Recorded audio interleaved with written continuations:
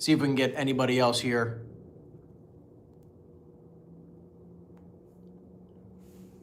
So we can see if we can get anybody here on the live on YouTube. This is actually the first time I'm having the audio issues here. Let's see if we can get people to jump on in this time. Let's see.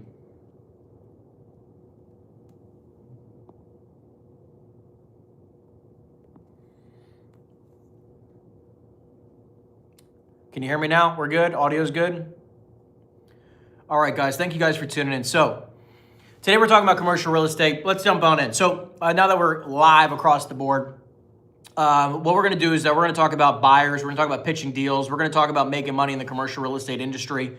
So for those of you who have any questions about buyers, investors, finding good deals and how to pitch those deals, we're going to talk about that live today. So this is, by the way, this is talking about the fact that you've already gotten a deal, okay?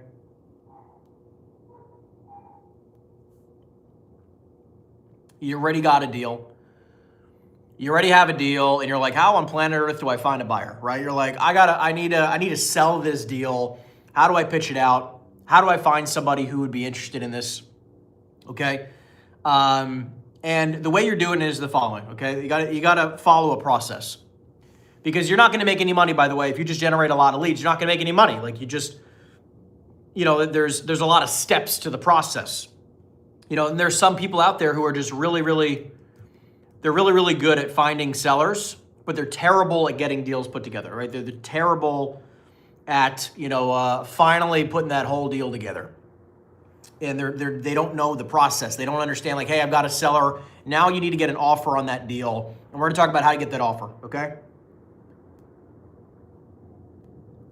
First and foremost, what's important is that every single deal you come across, I would even recommend that you're hunting specifically for a buyer anyways, right? Like, you should be looking for a buyer, okay?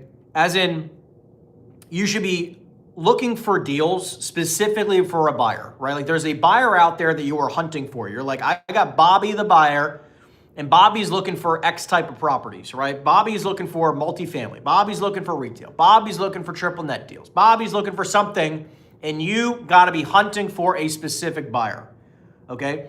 I would not just be prospecting to prospect. You want to be calling specifically for somebody, okay? You want to be calling for someone specifically, right? Because the worst thing you could do is that you could generate a lead and you don't have anybody for it and you don't know how to find a buyer. Like, that's the problem, okay? So, this is a good cigar. I'm enjoying it. By the way, guys, it is 45 degrees out here in Miami, Florida. So I have a blanket on me, and I got a space heater next to me. This is what I'm talking about when it comes to, like, doing whatever it takes, okay? It is freezing out, and I just make it work anyways, okay? I'm hanging out here in the cold, the freezing cold here in Miami. Hopefully it'll warm up soon. We got a bunch of frozen-ass iguanas. Frozen iguanas everywhere, frozen lizards everywhere. But again, you should be prospecting for a buyer, right? Because, like, first and foremost is, like, a lot of people sometimes just prospect to prospect. You shouldn't be doing that. You should be prospecting specifically for somebody, okay? You got a buyer, you figure out their criteria, and you prospect specifically for that buyer. That's what you want to be doing, okay? Worst thing that you could possibly be doing is prospecting just for prospecting's sake. You don't want to do that, because then all of a sudden you come across the deal and you got nobody for it. So first and foremost, always prospect for a buyer. Number two, once you've generated that lead, okay, always submit a starting offer. You want to start the negotiations as quickly as humanly possible. Because the problem is, if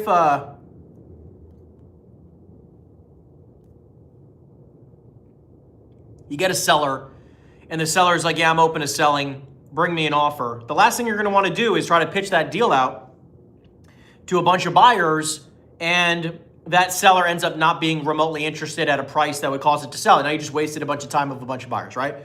So what we do is that we negotiate that deal ahead of time. I'm going to bring this up a bit. Okay? What we do is that we negotiate the deal ahead of time. So I submit a starting offer on the property, okay? And what we're trying to do is that we're trying to start the negotiation process as quickly as possible. So we specifically are trying to negotiate ahead of time just to see if we can get the seller to come back at a price that would cause the property to sell. Because if I believe hypothetically a property is worth $2 million and they say, hey, I want an offer at $3 million, right? Or they say, make me an offer, or they say they want $3 million and I offer the guy 1.8 or 1.7 million just to gauge if there's any room there. And they go, I would never sell it for 1.7. I would, like if it doesn't have a 3 in front of it, I'm never selling my property. I don't need to sell. I don't want to sell. Think about it. We all hear this from people. If if it's maximum going to sell for like $2 million and they're like not willing to budge off the $3 million number, all of a sudden you just wasted a bunch of time on the property or a property owner that's never going to sell. Doesn't make any sense. But people do this all the time.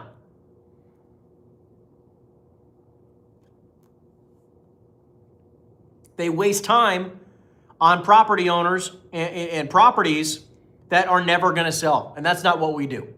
Okay? So what we do is you generate that lead. You're prospecting specifically for a buyer. So you got Bobby the buyer. You're prospecting for Bobby. He wants X property asset in X location. You find a lead. Now you pre-negotiate. You submit a starting offer. Again, they say, you make me an offer. You make them, let's say you believe that it's worth around $2 million based off of the preliminary information you got. You make a starting offer at 1.7. They come back and they say, best offer I'll do is 1.8, 1.9, 2 million, 2.2, whatever they come back at. It doesn't really matter. As long as it's not something absolutely ridiculous. They say they want 4 million or 5 million or 3 million. Okay, completely overpriced stuff. Okay, as long as it's somewhat reasonable, close, then you can go into step 3, 4, and 5. Now here we go.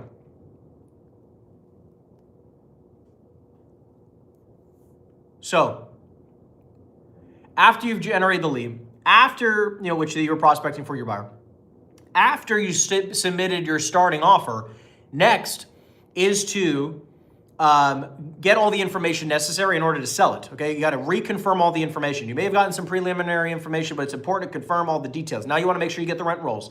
Now you want to make sure you get copies of leases. Maybe you want to get a floor plan. Maybe you want to get a survey. Whatever you need, like a P&L, whatever is necessary, okay, in order to sell the deal.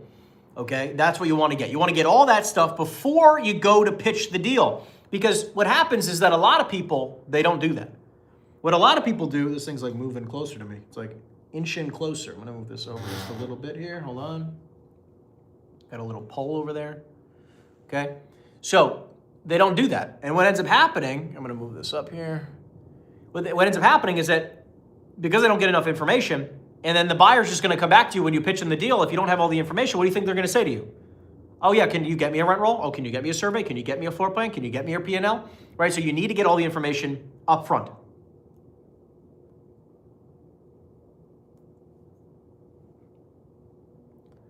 So you get all the information up front. You reconfirm all the information.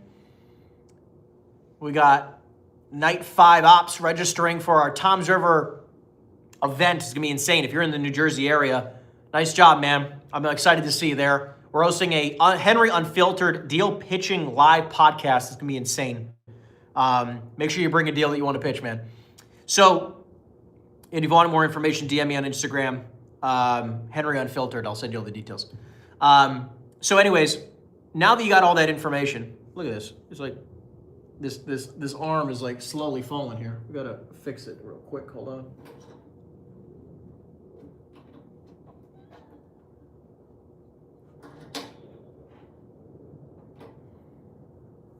We got this new boom, okay, and it's not feeling so strong. How about we do that? Ooh, maybe that works. Boom. Aha. I think we solved all problem. So anyways, you got this deal. Now you got to confirm all the information because now you got to be ready to pitch it out. Now, you confirmed all the information. You submitted your starting offer just to make sure you can pre-negotiate the deal. Okay. When is the event? It's New Jersey event is February 12th in Toms River. You got to pre-register. It's a live event in Toms River. I'm hosting a live podcast. It's going to be absolutely insane. We are recording it and we'll be live on YouTube afterwards. But I would recommend being in person. It's going to be amazing. So once you got all that information, what you're going to do next is that you're gonna call up a bunch of buyers. And by the way, call them. Okay, you could do an email blast if you want. You could do a text blast if you want. I don't really care specifically how you get the inquiries. That's okay. Like you can reach out to a mass amount of people and say, hey, I've got this deal. You don't give out the address via email or via text, but you say, hey, I have this deal. It's a warehouse. It's an apartment deal. If it's a shopping center, it's a whatever deal. And a little bit of preliminary information. Here's the price. If you're open, if you want to get more information on this deal, if you're interested in this deal, reach out. And then people will reach out, and then you got to get them on the phone, because if you want an offer, you got to be on the phone, okay? You got to be on the phone. Very, very important, because most people are trying to, you can't get offers via email. You're not going to get offers via email. You're not going to get offers via text message. You're only going to get an offer via the phones. So you make sure that whenever you get somebody who inquires about your property, you want to pick up the phone and you want to reach out to those people and you want to negotiate a great deal. Now, okay, what I'll do specifically,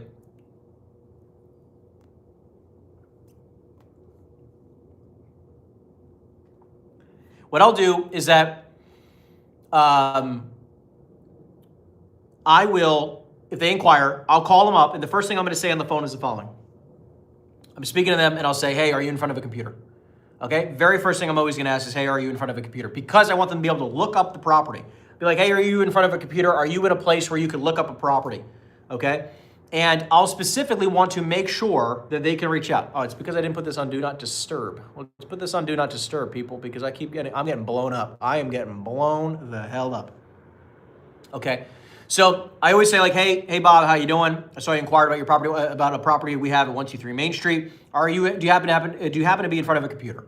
All right? Are you in a place where you can look up a property? And Bob will say yes or no. If they say no, he's like, could you go look, could you step in the other room and go look up a property? When would be a better time for you to look up a property? I want to make sure that he can look up the deal with me, right? Because what I don't want to have happen is that I give him all the information and he can't look it up with me. The worst thing you're going to do is you're going to try to pitch a deal and he's just trying to memorize it in his head. He can't do that. He's never going to work out, right? So you always make sure that you, when you're looking at this deal, whenever you're pitching a deal, you want to make sure they're in a place that they can look up the property. Case in point, must happen, okay? They confirm they're in front of a computer.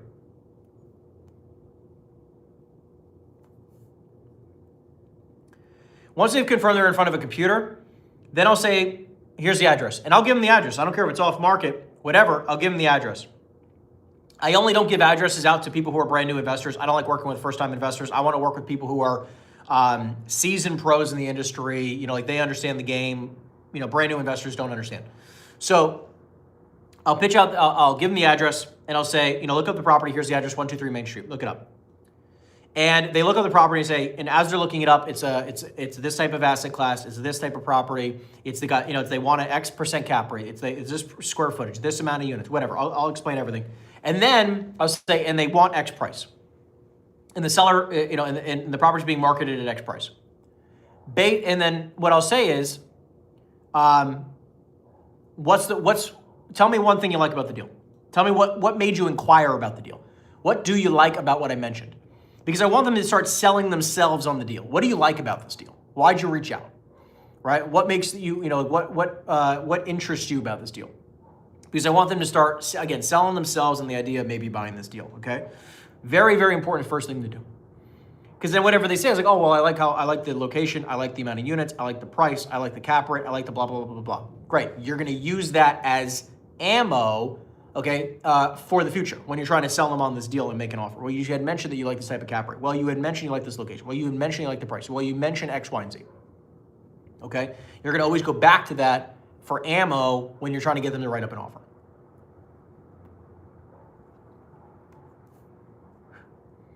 So, let's get some water. Let's get some water real fast.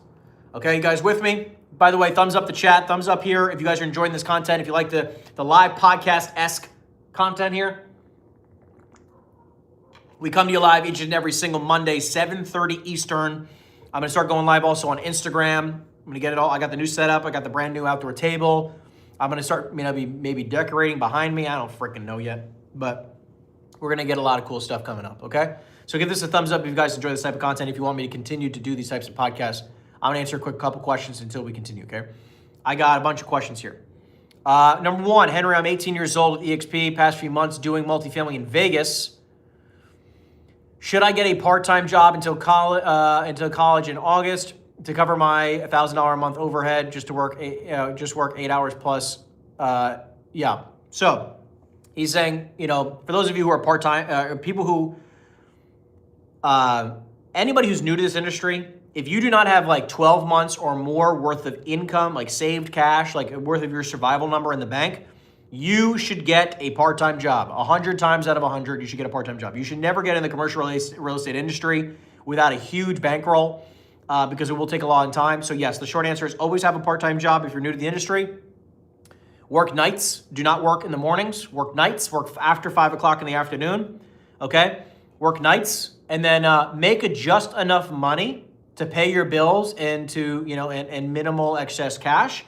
Because the point is not to get rich with a part-time job. The point is to work the part-time job to barely, to pay your bills so that you can have enough freedom to be in the commercial real estate industry in a massive fashion. Okay?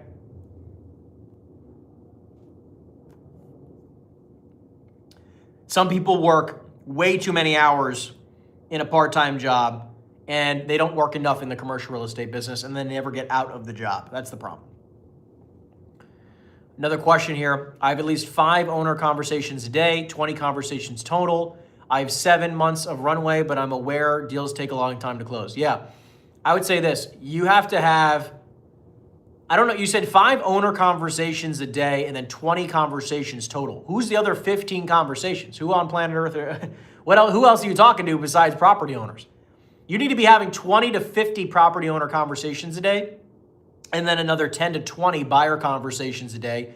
You should be having 50 plus conversations each and every single day in the real estate business. If you're a commercial real estate agent and you want to make more than 50 or 100 grand, you should be having 50 conversations a day. You should look back at your phone. I just dropped my cigar in the ashtray. That was good.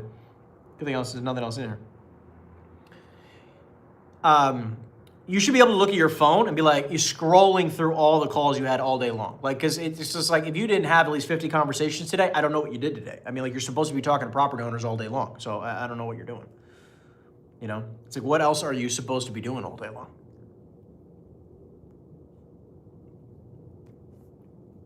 So, you got them on the phone. Let's go through the line. You got a seller lead because you're prospecting for a buyer. You submitted a starting offer to try to pre-negotiate that deal. You got an idea and a counter from the seller, clarity from the seller that they're open to the idea of selling for a price that would probably cause it to sell. Great. Next, you got all the information in order to sell the deal.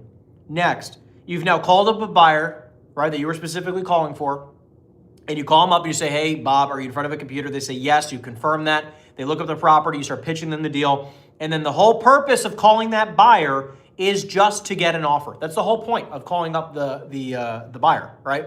It's just to get an offer. So like when you're speaking to the buyer and you end the phone call without getting an offer, what on planet Earth was the purpose of the call? Why did you even call them? There was no point.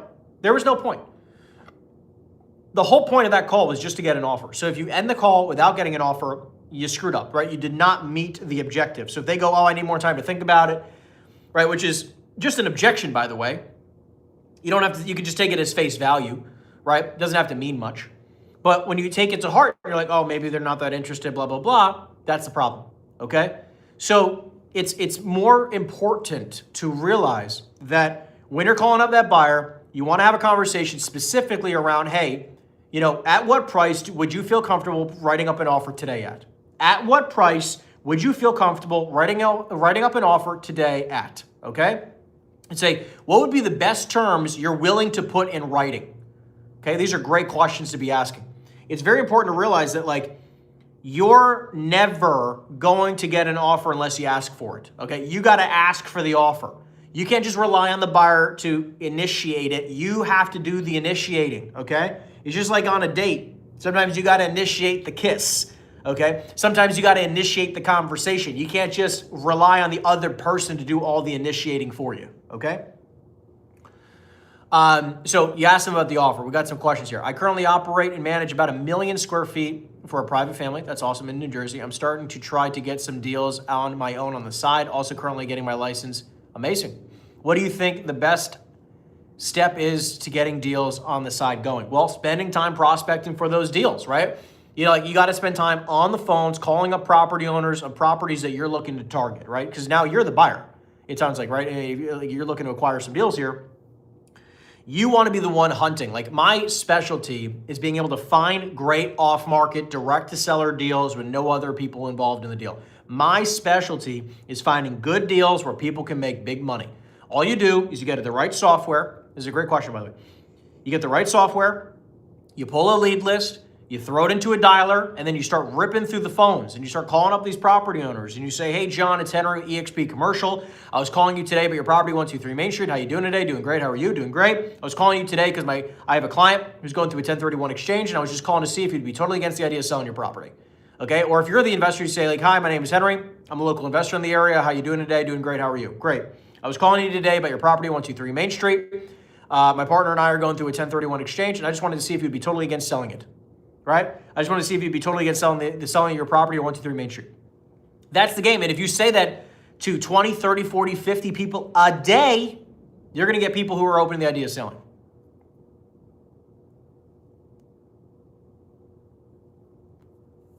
By the way, if you've been watching this podcast for the last few episodes, you know that my cigar kept going out because I shut off all the fans now. So the fans are not running, and that's why my cigar, I actually can put it down and I don't have to smoke it every single second. I can actually enjoy the cigar, which is nice. Yeah, but great question, man. Great question. And let's connect. Email me, info@henryeisenstein.com. Let's chat. I probably have some good deals for you to take a look at. So let me know what kind of, you said 1 million square feet. Is that retail? Is that industrial? What kind of asset are you specifically managing?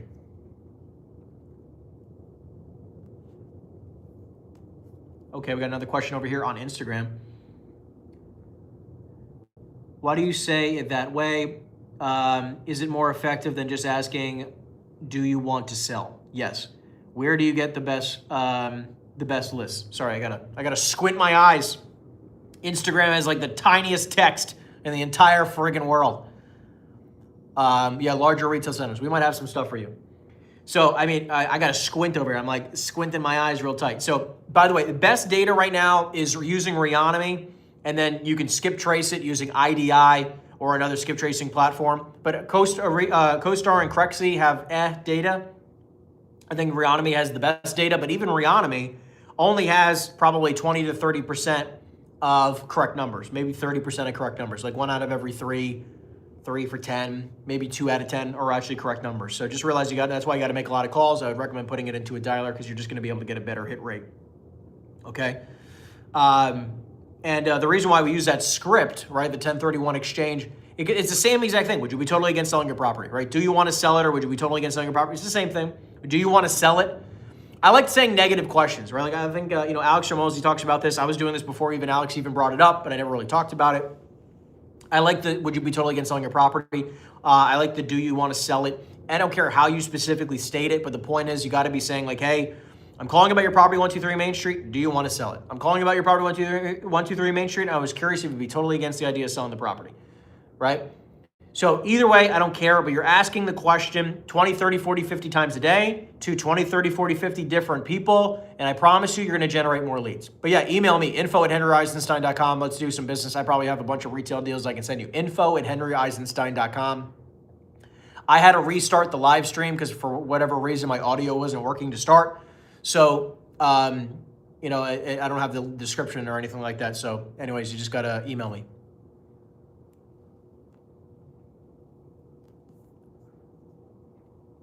By the way, if you guys are interested, real quick side note, Expansion 2026 is coming to you live in March. My first ever live event, by the way.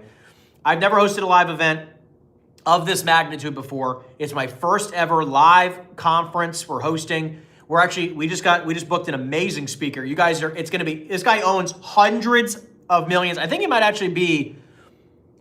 be the world's, not world's largest, but like the country's largest independent property owner with no other investors. This guy is an absolute beast. He's got an incredible story. This guy owns, I think it's over $1 billion worth of commercial real estate. It's either over $1 billion, it's at least hundreds of millions. It's at least over $500 million. It might be over $1 billion, but this guy owns over $500 million for sure, might be over $1 billion worth of commercial real estate. He's got an incredible story. This guy was on the brink of suicide even after he had achieved massive levels of success. He's an incredible human being, super kind, super genuine, and he's going to come speak at our event. So I'm super excited about that. We're just locking in what time he's going to be speaking specifically, but we're locking him in right now. So anyways, you're going to want to grab your tickets. I mean, this, it's an incredible, it's going to be an amazing event. So if you're interested in blowing up your commercial real estate business, I highly, highly, highly recommend you grab your seats ASAP. You can grab it in the description down below or DM me expansion on Instagram or email me info@henryeisenstein.com. We'll send you the link. Grab your tickets today. And if you can't fly out, we do have virtual tickets as well. What I'm going to do right now is you email me, or if you DM me right now on Instagram, I'm going to be doing executive tickets. They're right now they're on sale for, they're normally $2,000, but I'm going to do it for $1,000. If you guys are interested, we'll do it for $1,000. And right now, if you buy it today during this live stream, I'll even do a buy one, get one for the $14.97. I'll do buy one, get one for $14.97. If you're interested in doing it, it's in March 13th through the 15th here in beautiful Miami, Florida. I promise you won't, hopefully it won't be 45 degrees. I don't think it will. But I'll do a buy one, get one. I'll actually do a buy one, get one for any ticket level you buy. So if you do virtual online right now, I'll do a buy one, get one for $197. You can buy 2 tickets there.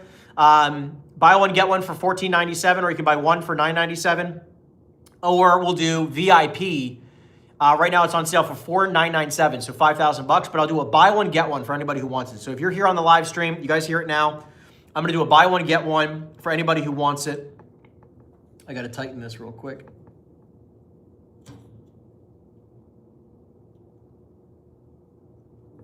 Hold on.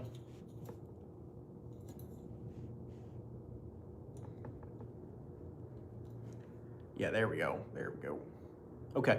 So I've never done that before, but if you're here on the live stream, I'll make sure you guys all get buy one, get one. You got to email me, info@henryeisenstein.com, or DM me on Instagram, expansion. We'll do buy one, get one.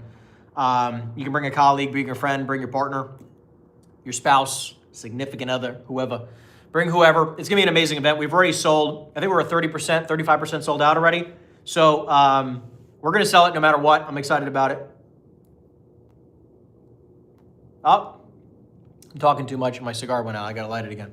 What other questions we got? I had 40 conversations looking for buyers today. I sent out brochures to a property to 18 of them, okay, that asked for, or 18 of them asked for more information. Nice job. When should I call them back to see what they think, tomorrow or Friday? Immediately. Call them back. You should be calling them back today. Okay, here we go.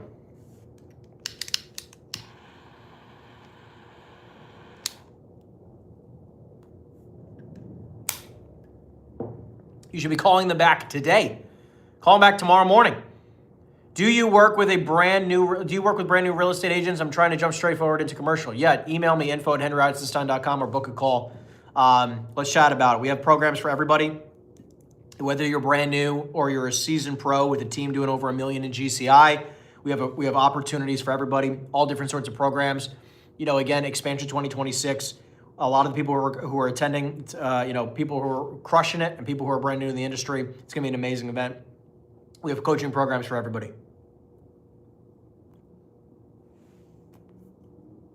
Yeah, man, we got the cigar. We got the whole setup today.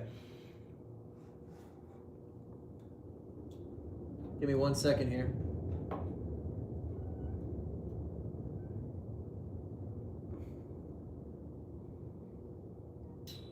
One second.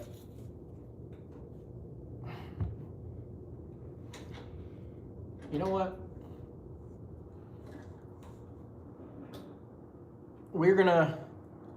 I'm gonna drop the mic over here. Drop the mic. I'm gonna drop the mic. Here we go. Hold on.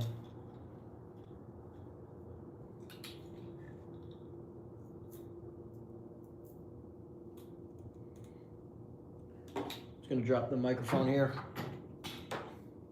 Because, look, guys, it's okay. Sometimes it doesn't work out. We had the microphone, but I unplugged it. We're just gonna go live like this. Tip for finding real sellers in any distress factors you target or do or anything specific that I do. So,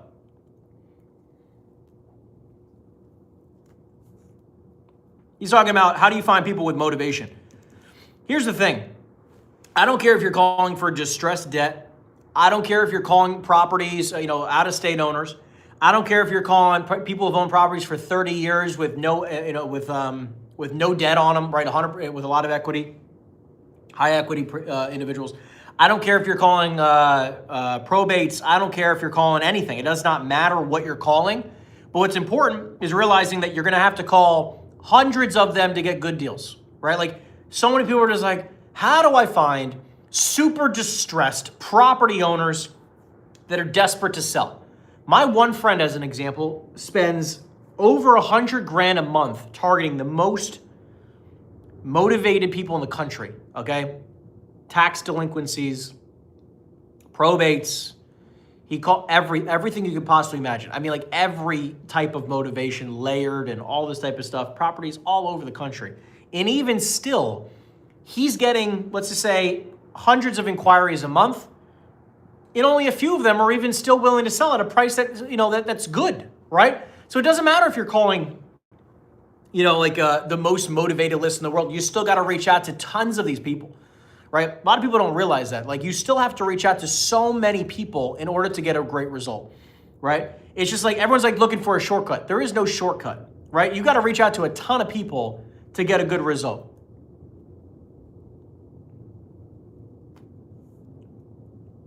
As an example, this is why we use an auto dialer, okay? Because you take your lead list and you put it into a dialer and you reach out to these people. And the reason why I talk about a dialer, by the way, and cold calling so much is because way too many people that come to me, right? They don't have a huge bankroll. So they're like, how do I find properties or people, sellers who want to sell? And how do I come across a lot of them so that I can actually make enough money in this industry where, we're actually, I'm going to be in a good financial position? Because you come in this industry, you're newer, you don't have a huge bankroll. You're like, how do I find these good sellers? Well, you can do mailers, you can do, paid ads, you can do referrals, you can do all these different types of things, but sometimes people don't have huge networks, so they're not going to be able to really do much referrals. And they don't have the bankroll to spend a lot of money on paid ads and all these other things. So guess what? The only thing that is left is cold calling, which you can literally do for less than $1,000 a month. For less than $1,000 a month, you can pull a lead list, you can put it into an auto dialer, and you can just hit the list and just start prospecting people 24/7, 365. I mean, for literally $1,000 a month, maximum overhead, you could be making hundreds of thousands of dollars a year. Huge profit margin, huge profit margin. You know what's so crazy? So I'm a big fan of Olipop. I drink like 2 or 3 of these a day. I don't know, whatever. I like these a lot. But what I've noticed is that they taste terrible. I love these. These taste wonderful. But they taste terrible with a cigar, okay? So Olipop, if you're listening, I'd like to be able to smoke a cigar and drink your soda and not have it taste like shit. It just tastes absolutely terrible. I do not like it with a cigar. I'll drink water with a cigar. I'm not a big drinker, by the way. I don't drink alcohol. Maybe an espresso martini every now and again, or a nice glass of wine. But I don't really drink alcohol. I don't drink them. I don't care. I'm not a big drinker. I never really cared for it. I'm always the designated driver anyways, wherever we go. But it's just sometimes, oh my God. Give me a nice thing of water, okay? And that's it. So, okay, another question here. How would you negotiate a commercial deal as a wholesaler? Okay, as a wholesale seller. Okay, here's the thing. Keep in mind that you need to have a huge amount of spread. You need to have massive levels of spread, huge percentage spreads in a deal to even consider wholesaling the property, okay? I have a deal right now, okay, where I'll give you an example, okay? Seller wants $30 million, okay? I'm going to offer this. I'm working with a buyer who's a good friend of mine. And I always like wholesaling to good friends because if there's a really, really, really good deal, I deserve to be paid. They don't really get bothered. And what happens is, if you're working with someone you've never done business with, the problem is that you don't know if they're going to close and they might try to wholesale it again. I've had many deals that I try to wholesale and then the next person's wholesaling it too, right? And then you get screwed because most of the time other wholesalers don't know what the heck they're doing. So I just like to find people that I trust, people I've closed deals with, and say, hey, the seller's not willing to pay my compensation, it's going to be a wholesale deal. So, because I double close on every one of my deals.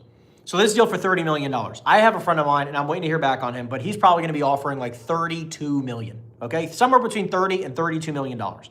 Now, if what is going to happen is that I'm going to send the seller an offer. I'm going to send the seller an offer for 24 or 25 million. Once I have the offer from my friend, I'm going to submit an offer for 24 or 25 million bucks. Now, let's say the seller comes back to me and says, hey, my best number is 30 million, take it or leave it. I'm going to get, I'm going to make the spread. I'll make maybe 2%, 3%, 4%. I'm trying to make as much money as I can, but my goal is that I can try to earn at minimum 4 to 6% on every deal. However, if I can't, I'm just going to make whatever I can. If it ends up being 1%, it ends up being 1%. I'm not going to be thrilled about it, but sometimes that's just what it is. But in the instance that he comes back and says, I'll do 25 million or 26 million or 27 million, and I have my guy at 32 million, I have a $5 million spread. Now, I have the means and the connections where we can put together $25 million, $26 million in cash. We can close and double close on this deal, and I can make a spread of $5 million bucks. Now, I'll have to pay my friend. I'll end up paying him probably maybe 3% on the money, right? So he'll put up $26 million, and I'll pay him 3 or 4% for using it for a day or two while we double close. He'll make $1 million, but I'll make $4 million, right? So we can do that. Now, even if the deal was $2 million and I'm selling it for $2.5 million, somewhat of the same principles apply. But you got to have massive levels of spread. I mean like 10, 20% spreads for me to even consider wholesaling the property, okay? Which, by the way, I have a deal right now that we're working on as well. Another one that seller is willing to sell for $7 million. I think, and it's 2 properties, and I think one of the properties is worth $7 million, okay? He's got 2 properties that he wants to sell for $7 million. I think one of the properties is worth $7 million, okay? So I'm going to buy the deal, and I'm just going to close on the deal. I don't even care. I think this is such a good deal. It's a little bit of a messed up property. It needs a lot of love. It probably needs $500,000 worth of reno, cleaning it up, whatever, making them both better. Both properties need to be improved. But long story short, though, is that my goal is that I'll close on it and I'll sell one of the buildings off, get 100% of my cash back, and only own one building for $0. This is better than wholesaling, because you know why it's better than wholesaling? Because what will happen is that I'm going to have no gain, okay? I'm going to try to have it where I have no gain, and then I'm going to have one property that I can do a cash out refinance and just pull out $2 or $3 million, because I think the whole package is worth like 10 or 11 million. Sell one of them for 7, the other property, stabilize it, refinance, and pull out $2 or $3 million tax free. That's the best way to do it, okay? Because I'm going to own a property for absolute free, and then I'm going to take out a cash out refinance. I'll pay no tax on it because it's a refi, and I'll do a cost segregation day 1, and I'm going to get a huge tax deduction. I'm going to get like a 2 to 3 million. I'm going to get I'll probably get a $1 million, $1.5 million tax deduction. So big opportunity. I got some more questions here. What was the price of your coaching program? We have coaching programs that range from $4,000 all the way up to $50,000. And the cigar's out again. We need a lighter. What would you say is the most effective lead gen strategy? I'm a big fan of cold calling.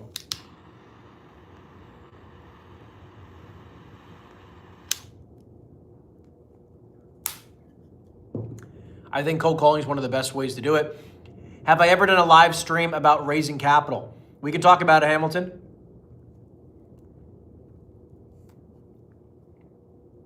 What I think is interesting about raising capital is that it's all deal related. If you can find unbelievably good deals, it's much easier to raise money. But what's important to do is to start having conversations about raising money when you don't need it. When you don't need the money is the best time to be raising money, because you're not asking for the money right now, but it's saying, hey, I come across a lot of great opportunities. I'm looking for people who want to throw minimum of $100,000 into deals, all the way up to people who are willing to do several $1 million in cash to invest in deals. So is this something that you'd be open to, right? And just having candid conversations. I'm looking for people who want to invest in deals. And the people who are open-minded to investing in deals are going to be like, you want to start having those conversations as early as possible. Because what happens is that a lot of people only start trying to raise money when they need it. And the problem is that, like, you're kind of, number one, you're under the gun. Number two, you haven't built the trust up with these people yet. So then you start having conversations. The first time you're speaking to them, you're trying to raise money, and it's a weird kind of conversation versus trying to build a relationship with this person. And then once the opportunity arises, you can say, hey, that opportunity, like I told you, opportunities were coming up. I have an opportunity now. Okay, I got to take off the wrapper now.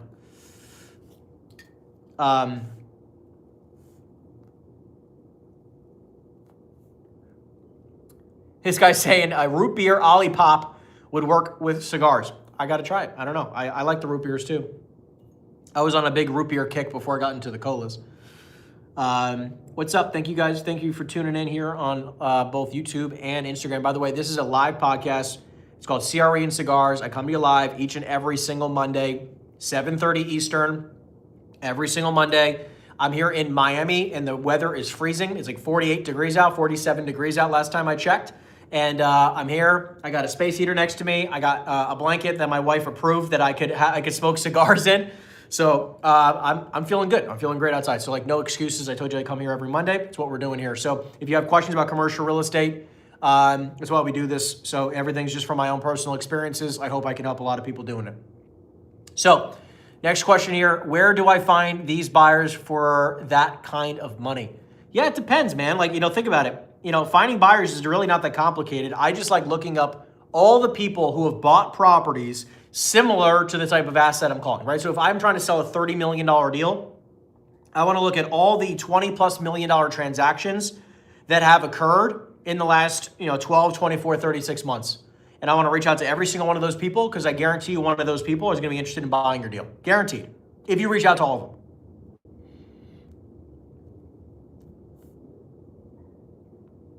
And it might mean that you don't have somebody right now to buy your deal. And that's okay, right? Like you're just going to have some instances where you come across an interesting deal and you just might not have somebody right now who would be a good fit for it. And that's okay. But it's important to learn the dynamic and the process of going out and finding buyers. Because the problem is that most of you are like, hey, I got an interesting deal. Now what? And then you just sit on a bunch of interesting deals that you never end up calling any buyers. You have to learn the process of going out to the marketplace, pulling a list of people, the people who bought properties similar to the property you have. Look at all the properties that have sold in the last 12, 24, 36 months for properties similar to yours, similar location, similar asset type, similar price points, and call them all. And I guarantee you will find a buyer in any property all across the country. Am I open to expanding my team into Central California? I'm already in California, man. If you're interested in joining the team, email me info@henryeisenstein.com, subject line team in California, and let's schedule a call.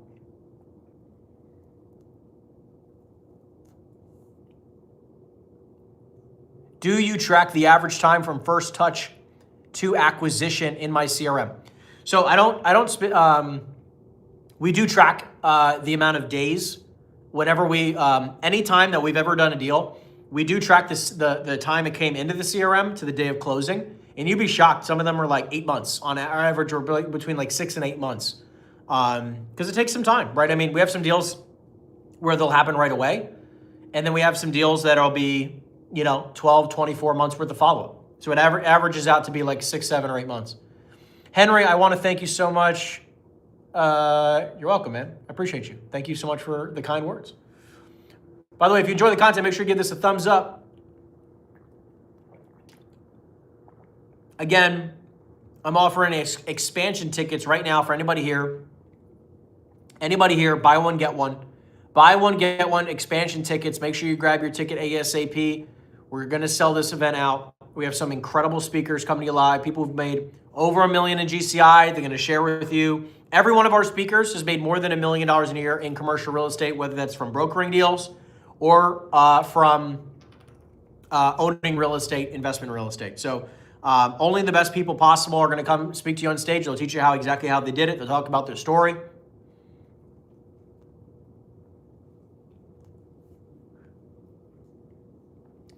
What is my favorite asset to wholesale?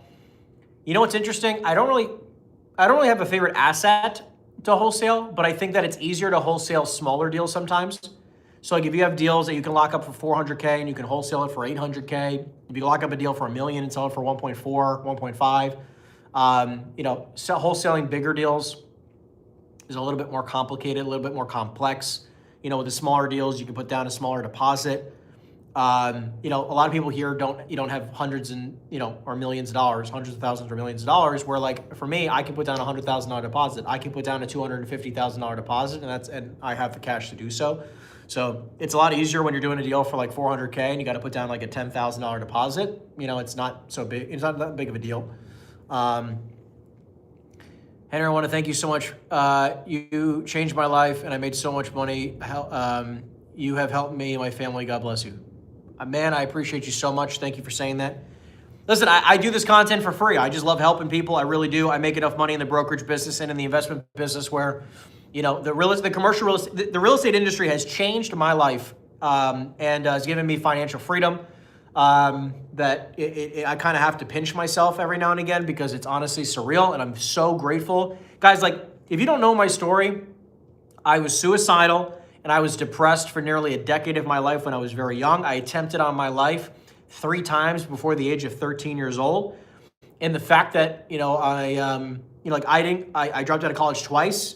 I was the black sheep in my family. And the fact that I am, you know, a multimillionaire and I have a lot of liquid cash and I own a ton of real estate and, you know, I have an amazing team and we do millions of dollars a year in commissions.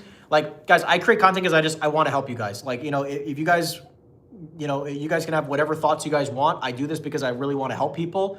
One of my closest friends, one of my best friends growing up committed suicide a couple years ago. And, you know, I miss him dearly. And it's one of those things where I just want to be a better person, and I want to make sure that I help as many people as possible achieve, you know, happiness and joy and financial freedom and abundance. Real estate has done that for me, and I want to do that for more people. I wasn't, you know, I wish, you know, I miss him so much, and I wish I was able to be there more for him, and I want to be there more for you guys. So like, that's why I create my content. You know, like I really just want to help people, you know. I give away a lot of stuff for free, you know, and obviously we have a lot of stuff that's paid because obviously it's part of the business, right? Like, but, okay, here we go. 1 year, 5 months in, 300 dials a day, no transactions yet. Prospecting tips on making my cold calling more targeted. Let me know where you're located, man. By the way, do you want to come on live with me? I'll come on live. You and I can come on live. Are you open to doing that? I'm going to invite you right now as a moderator. Go live with this person. How do I invite you into the live? I'm going to invite you. I'm inviting you.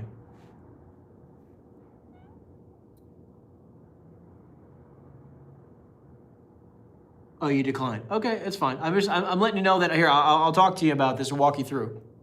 But he's saying like you've been in the industry for a year and a half, making $300 a day, no transactions yet. Are you in a place where you can at least communicate here? Because I want to make sure we're answering questions here. So, how many leads a day are you generating? Right. So if you've been in the business a little while and you're stuck and you're not generating, you're not getting anywhere, it only comes down to 2 or 3 main things. Okay. I can't. Come alive, you're on the train, but in New York City market. New York City. Okay, New York City, by the way, is a tough market, okay? So how many new leads are you getting a day? And you're in commercial real estate? You in residential real estate? Which one are you in?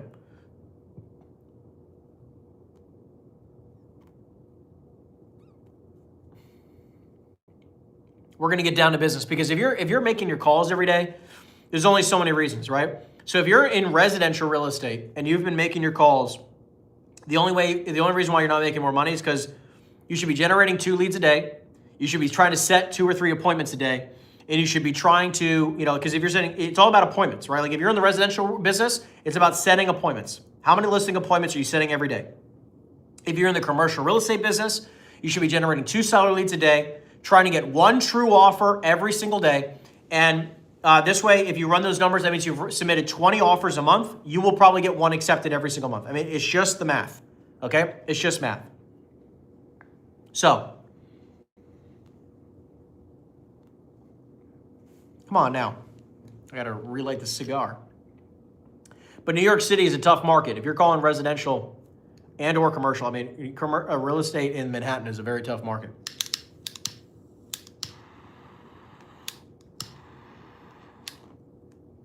Whew. I'm on the tail end of the cigar, and now I got to pinch it like a little teeny thing.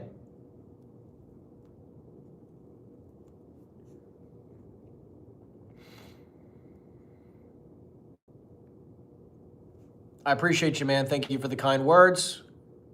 What's the best okay, here. Yeah, what's the best skip tracing platform? IDI. Look up IDI skip tracing. I think it's probably the best. It might be one of the more expensive ones, but I think it's the best one. It says, I find it easier to put together off-market deals with larger institutional sellers, harder to get a hold of them, but much easier to actually put a deal off-market. What are your thoughts on this? Yeah. So I'm not, I mean, look, I like, I've done several deals with institutions, but 80+% of my deals are not with institutions. 80% of my deals are with individuals and investment groups, not institutions, but there's a lot of opportunity.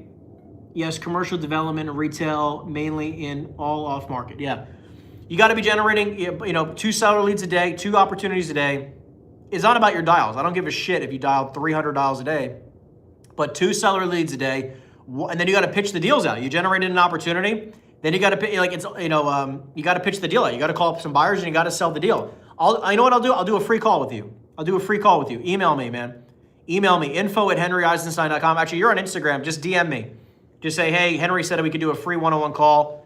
I'll do a free one-on-one call with you. Okay? I want you to succeed. I want to see that you crush it. Just DM me on Instagram. Okay? I'll give you a free one-on-one call. Yeah, I like institutions. I'm a big fan of institutions, but like 10% of my deals are with institutions and they still have their own annoying bullshit too.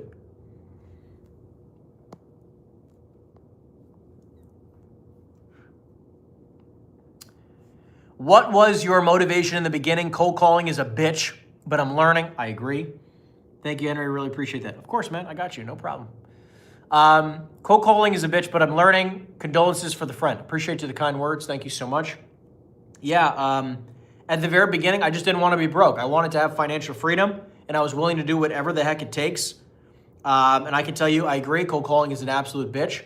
But by doing the right activities consistently, it's like, look, Grant Cardone, I was, randomly got a video sent to me from one of my sales guys, and he liked the video, and I was like, I like this video too, which is just really like, pay the price today so you can pay any price tomorrow, right? It's like, pay the price today. Do the hard stuff now, because everything's hard, guys, right? Being broke is hard, but being broke right now versus being broke forever, right? Being broke forever, being broke in your 60s, 70s, and 80s is a bitch. Like, that sucks. Being broke in your 20s and 30s, and maybe even in your 40s, it's like you have time. But when you're 80 years old, it's like, and you're broke, I mean, you're going to be pissed that you didn't take the time when you were younger to do it. And by the way, only a few years of dedicated hard work. I'm not saying decades. Like, for me, I want to be a billionaire, so it's going to be multiple decades. Like, I'm on a 50-year run, 60-year run. Okay, I'm 10 years in of a 60-year run. Okay, so for me, it's going to be multiple decades. If you want to make $1 million a year, even $300,000 or $400,000 a year, you can have a very good life. You can do that in 3 or 4 years. For sure, 3 or 4 years. I know many people, and I've helped many people go, from 0 to $1 million+ a year in under 3 years. So you can do that. You can definitely do that. But you're gonna work, 12 to 18 hours a day, every day, no weekends for a couple years. It's just what it's gonna be. I also just want it really freaking bad, and most people don't want it bad enough. Okay, is a starter offer, is a starter offer cap rate at 1 to 1.5% above the current interest rate a good guideline for retail, or is that more for multifamily? I would go 2 points above, 2 percentage points above cap rate wise. If you're just going to rip starter offers and you're newer, do 2% above, just because. You want it to be a price anchor. That's the point of a starter offer. Like, you want it to price anchor you don't want to offer too much money, because you're going to end up, some people are just like, oh, the market's 6 caps, so I'm going to offer a 6.5 cap. You can't do that, right? It's like, no. They have to be aggressive. The point of the starter offer is to, to really get a gauge of what's going on. Okay. This card's almost over. What do we got? I find that most leads are sellers asking stupid prices. I agree with you. Is that also your experience? I say that because even if I get 2 leads, if the number is stupid, then it's going to be difficult. I agree 100%. Guys, this is why you have to generate 2 seller leads every single day, because 2 seller leads a day, Monday through Friday, is 10 a week or 40 a month. And on average, 10% of the leads that you actually generate are going to be sellable deals, right? Because most of the deals you generate are going to be at way too high of a price, and you're not going to be able to make any money, right? So that's why you have to make sure you are generating enough leads where even a percentage of them can be relatively decent, because so many of them, 80, 90+% of them are going to want way too much freaking money. So I agree. I absolutely agree with you. I'm going to move up a little bit here so I can lean back. There we go. I got a nice, beautiful, huge, new table here in the back. I love it. So I can set up, I got the new spot back here. Let's see if you can see anybody in the back here. Normally I've got my cat or my dog hanging out on the couch inside. It's my living room back here. Got a nice house here in Coral Gables, Florida, here in Miami. And, it's like nothing makes me happier than just hanging out with you guys and answering questions here. You just got to generate enough leads, man. You got to generate enough leads where even a percentage of them will work out. Are all of the deals coming from your own marketing efforts or from your students' JV partners? No, my own team. The vast majority, I think 1% of the deals I've ever closed have come from other, from people from social media and from my students and all that kind of stuff. Like I don't close a ton of deals with my students. I close some deals, but like literally in comparison to my team, vast majority, 95% of them come from my team. 98%, 99% come from my team. Vast majority.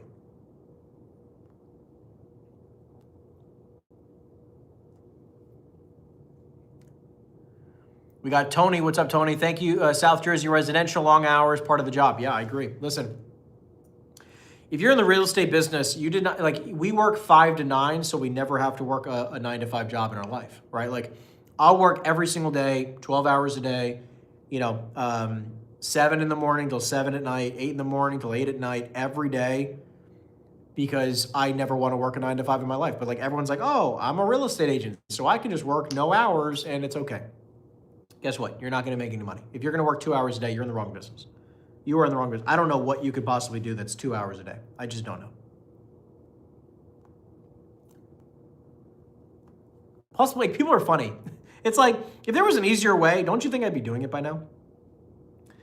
Right? Don't you think if there was an easier way to make money, don't you think I'd be focusing on that now? Don't you think, why the heck would I be doing the harder stuff? Why make it harder, right?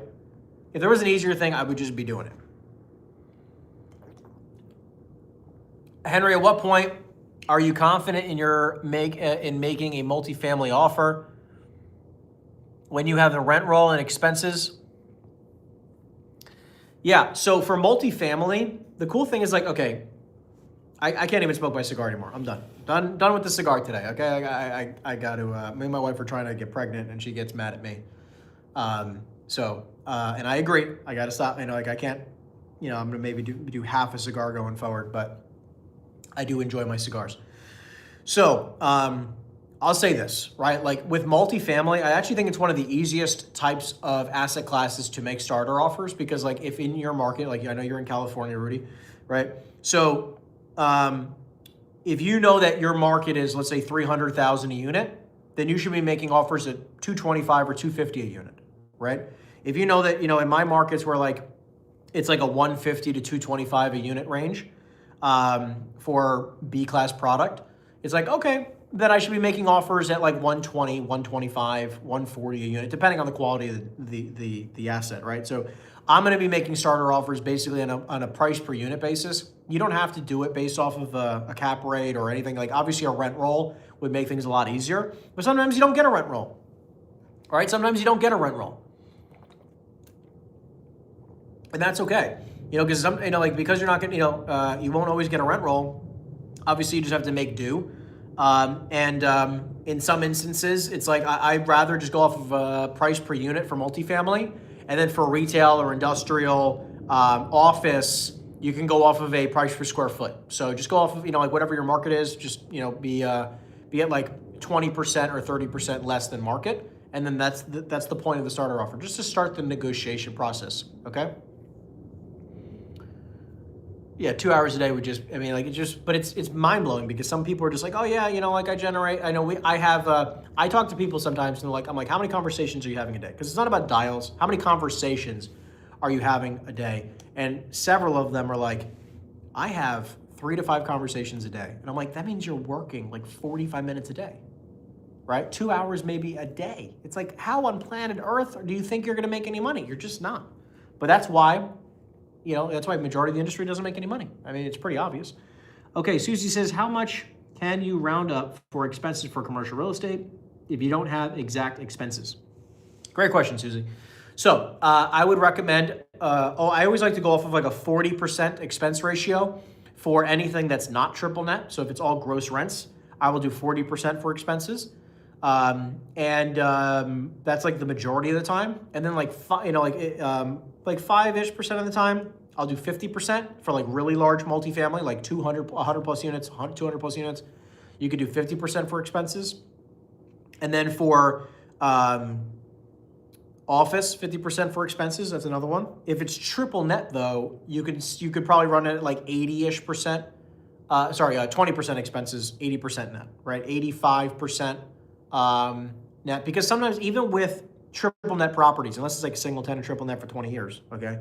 But with like a really good credit tenant, but most of the time, even if like, let's just say you have a mixed use property, not multifamily, you have retail shopping centers, you have an industrial building, whatever, okay? And you have a bunch of tenants and you have 10 tenants, 20 tenants. Even though they're all triple net, you don't have zero expenses, right? Like I don't care if the tenants quote unquote reimburse everything, you're gonna have a vacancy rate. There are going to be things that the landlord covers, I guarantee you, things like a roof, things like HVAC systems, things like a parking lot that the landlord is going to be responsible for, that the tenants will not reimburse for. It's very common, okay? So you're gonna have a repair budget, and then you're also gonna have management fees. So you're gonna have management fees of another, call it 5%. So 5% for vacancy, 5% for management, 5% for maintenance, right? So you're gonna have at least 15% in expenses, even if it's 100% triple net property, right? Unless it's like a single tenant, triple net, freaking whatever type of property that's not, like that has a 20-year lease on, and then sure, then you're gonna have maybe 5 or 10%. But still, you're gonna have a percentage for expenses. Tony says, using Mojo triple line dialer, how would you tackle growing the expired list? I dial 4 hours minimum, and I tried booking appointments same day in the afternoon. Call expireds first, then circle prospect in neighborhoods that you want to sell in, right? Because in residential real estate, it's like you prospect, like you sell what you prospect for. So if you're prospecting cheaper neighborhoods, you're gonna sell cheaper properties. But it's important to realize that like if you really want to make big money, you have to be prospecting larger price point properties, because look, real estate's a volume game. Like you're never going to be rich off of selling one property. And I mean, like we've done deals where we have had multi 6-figure checks from selling a property, and like you're not retired. Like it's nice, like you put a couple $100K in your bank account, but you still got to go to work the next day. Like sure, maybe you take a week off, but like you eventually still have to go to work. Right, like you're not retired, right? I mean, even if $1 million was dropped into your bank account, you sold a deal and you made $1 million. What do you take a month off? I mean, I'm not taking any time off, but it's like you still have to go to work the next day, right? So everyone's like, they want to sell bigger price point properties, but they forget that like no matter what you do, it's a volume game. No matter what you sell, it's a volume game. The difference is like, if you do this game for 20 years and you can make a few $100,000 a year, where you can save at least $100,000 specifically for investment properties, and you invest $100,000, right? That $100,000 is depending on the deal, especially for good quality deals that I buy, right? So like, for those of you who have money in the bank and you want to invest with me, reach out to me, info@henryeisenstein.com. Love to have a conversation where like I have deals where like you can invest $100,000 And you can, we target our goal, our targets, right? So especially based on past performance, what we've done in the past, we look for minimum doubles. So you invest 100 grand, and then over the course of a, 3 or somewhere, sub 5 year window, right? We're looking for a 2x multiple, right? So like you put in 100 grand, you get 200 grand back. And then at the next 5 years, you can just do it again. Now it's 200K that you put in 200K, you get 400K back in 5 years. Then you put in 400K and you get 800K back in 5 years, right? So 15 years later, that 100K is now worth $800,000. Because you guys have to understand, like, inflation is destroying your dollar, right? It's destroying the money that we have sitting in the bank. So if you're the type of person who likes having money sitting in the bank because it just makes you feel more comfortable, I understand. But if you're not invested in assets, right, that can help you beat inflation, you could have all the money in the world, but guys, think about it. What was originally $1 million in the 80s is now like 100 grand, right? Or 100 grand in the 80s is like $1 million today. I mean, like, anyone who was making 100 grand a year in the 80s is like making $1 million a year today, or 400 or 800 grand a year. I mean, like, it's like your money's being eroded because of inflation. So it's like, you just have to be very careful. And like the game is that in 20 years of being in this business of making a few hundred grand a year net and investing your money appropriately, the hope is that in 20 years from whenever you started is that you have enough cash flow from your investments, that are spitting off every single month, where like let's say you were making 400 grand a year, and all of a sudden now 20 years down the road, now your investments are making you 400 grand a year for the rest of your life, and it continues to go up, right? Not forever. I mean, like, it's not like every single year forever, no matter what, your rents will always go up. That's not the case. But, like over the long term, it will, it goes up, right? And you're paying down your debt and you're receiving a check and you're cash flowing, right? Like, and eventually you can do a 1031 into bigger stuff, right? So hopefully if you're making the right moves, you can continue to grow that cash flow, because the whole purpose is like, why be in this business and not own any real estate? But so many people do that. Right? So it's like, first, check the box of fixing your active income. Get to a place where your active income is 300 net after all expenses, right? I'm not saying 300 net cash in the bank. I'm saying 300K a year after you pay your broker fees, after you pay your splits, after you pay all the expenses of your business, and then you take home 300,000 a year. Take 100 grand of that, put it in the bank, and then invest your $100,000, right? Save 100K and for investments, and you put your 100K to work. Because the worst thing that could possibly happen is that you do not ever put your money to work, and at the end of 20 years, you don't own no real estate, and you're in the same freaking position, and you're like, shit, I have to continue selling real estate, right? It's like, imagine being 80 or 60 years old, 70, 80 years old, and imagine having no real estate and having 200, like less than a few hundred grand in the bank. It's like, what was all the hard work for, right? It's just like, I know for a fact that, the next 30 or 40 years for me are going to be really hard work, right? Like, it's like, I'm just going to continue to grow and continue to build and continue to buy real estate and continue to grow the team. And eventually the team's going to be able to completely function without me. And I'm just going to be buying real estate, and I'll be the investor only one day. Maybe in 20 years from now, I'll decide to do that. But I don't know. Right now, for the next at least decade plus, unless all of a sudden I start making 100 million a year, which that won't happen that quickly, but it will happen. But like, I'm going to be in the brokerage business. I'm going to be in the day-to-day grind, finding leads, selling deals. Like, that's the game. That's the game I'm still in, and the game that all of you are probably going to be in for a long time. But like, fix your active income first before you start thinking about passive income, right? All right, we're going to go for about another 10 minutes or so. If you have any other questions, drop it in the chat. If you guys are enjoying this content, make sure you give this a thumbs up and subscribe to the channel. Again, if you're new to the channel, and my name is Henry Eisenstein. I've been in the industry almost 11 years. I've been a part of nearly $1 billion worth of real estate transactions. I've coached thousands of agents, helping them make an extra 100 grand a year or more in the real estate industry. We coach agents all over the country and Canada, all over the US and Canada.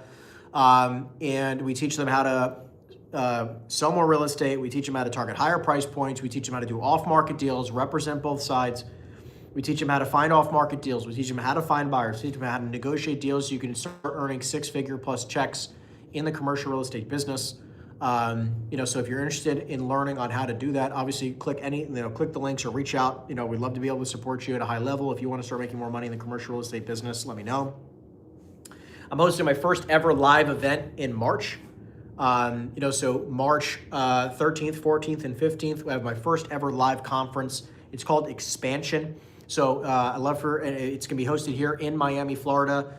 If you can't make the trip out, we do have virtual tickets, so don't you worry. But we have, VIPs for people who really want to take their business to the next level and want to spend a lot of time personally with me and the other VIPs, high performers, doing private dinner, cigar session, yacht trip, whole nine, along with being front row at the event. We have also, we have executive level tickets for anybody who's interested in just having an incredible experience being in the room, spending time with me, right? And those would be a little bit more discounted. And then if you can't make the trip out, because we only have 2 ticket levels, by the way. We only have VIP and we have executive tickets, so those are the only 2. Right now we're running, if you're here on the live stream, we're offering buy one, get one tickets. So if you want executive levels, it's right now, the tickets are $14.97. You could do buy one, get one, so you get basically 2 tickets for $7.50 each. I mean, I think that's a really, really freaking good deal for everything that's gonna happen at this event. If you wanna stop being stuck, I think it's literally the best possible deal you can possibly get. Two tickets for $7.50 each is amazing. If you wanna buy 1 ticket, it's only $9.97 if you're here on the live stream. And we'll do the same thing for VIP. I've never even said that before, but if you're here on the live stream, I'll do 2 tickets right now. VIP tickets right now are on sale. They're normally $8,000 bucks, but we're doing them on sale right now for $5,000, and we'll do a buy one get one. So it'll be 2 VIP tickets for $5K, which is $2,500 bucks a piece. I mean, you're getting a private dinner, cigar session, lunch sessions, all with me, and a yacht trip, front row seats. I mean, so much freaking value. I mean, it's going to cost me at least $1,500 a person for the VIP anyway. So you're getting a massive value for being a part of the VIP. Huge opportunity with the VIPs if you want to grab your tickets. Right now we're doing, again, buy one, get one VIPs, which is $2,500 bucks a piece. And then if you can't make the trip out, we have virtual tickets. So make sure you grab your virtual ticket no matter what. We'll be live streaming the entire event, not on YouTube, but a private session. You'll have to be in the Zoom room to get access. So make sure you tune into that. What else? What else we got? What other questions do we got?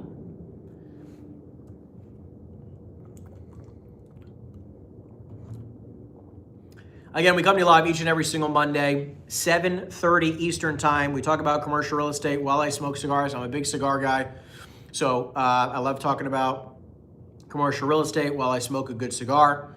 By the way, what I'll do is, this will be crazy. One person who, if you're buying the VIP tickets, okay, if anybody here buys a buy one, get one VIP ticket, okay, you'll stay the Monday afterwards and you'll be a part of the podcast also. I've never said that before, but this will be your first time. That'll be March 16th. So if you're buying a VIP ticket, you fly in on the Friday morning, you'll spend the entire weekend with me. And then on Monday, that next Monday, I'll have you come over my house and we'll do this podcast, the Cigars podcast, and you'll come and hang out with me live. But you got to buy the ticket today. Buy one, get one. Or you just buy your ticket. You buy the ticket straight up. You could do buy one, get one. You could bring a friend. Up to you. And if you wanted to, if you do the VIP status and you want to bring 2 people, I'll do the buy one, get one price. So if you pay the $5K, I'll give you 2 executive tickets if you want as well, right? And maybe even a 3rd executive ticket. So if you don't want to bring another person for a VIP experience, you can bring your team as an example. If you have 2 or 3 other people, I'll have your 2 or 3 other people come executive. They might get general tickets, but we don't even sell generals. There's just they came with another program we offer. So anyways, awesome opportunities right now. If you guys want to get involved ASAP, if you grab an executive ticket, by the way, today, anybody who grabs any level ticket today other than virtual, if you grab an executive ticket, buy one, get one, or a VIP ticket, I will also throw in a one-on-one call. So make sure you grab your tickets ASAP. Love that. Just want to provide value, guys. I'm going to throw it all in for you guys. Throw it all in there. You know, listen, real estate is really not that hard of a business. If you're in the commercial real estate business, it's about targeting sellers, getting them on the phone, reaching out to them, finding people who want to sell, and then finding a buyer who's interested in that type of deal, calling them up, pitching them the deal, and getting a true offer on that property. That's the game, guys. Like, it's not that complicated of a game. The problem is that you don't do enough effort, right? You don't speak to enough sellers in order to get enough good leads, and you don't speak to enough buyers to get offers. I mean, that's the whole entire game, right? So, do you have a link for these tickets? For whatever reason, I had to restart.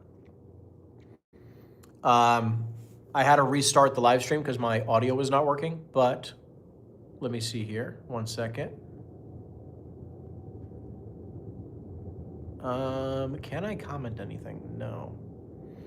Email me, info@henryeisenstein.com. If you want tickets, email me, info@henryeisenstein.com, info@henryeisenstein.com. It should be in the description down below, but I don't think they're there.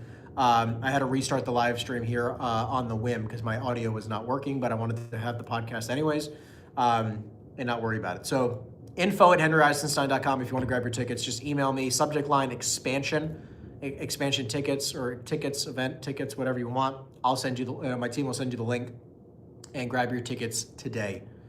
I think that's like the greatest deal ever. If you buy a VIP ticket right now for $5K, it'll be buy one, get one, or for VIP, or I'll even throw in 2 or 3 executive tickets. And you'll, if you buy that today, the next person to do that, you will come and hang out with me and you'll do this podcast live with me. We'll smoke cigars together at my house. Okay? Here in Miami. Do you deal with opportunity zones much? Yeah, I've done a few. I've done a few opportunity zone deals. I mean, there's a ton of opportunity zones in New Jersey. I mean, it's not like people are like, you know, like think about it. Like the deal still has to make sense, right? Like everyone's like, oh, opportunity zone's this, opportunity zone's that. Like, yeah, but the deal still has to make sense. Like it has to still be a relatively decent deal. So lots of sellers don't want to give up a number. Sometimes they just don't know the market. So they don't want to give a number that's on the low end.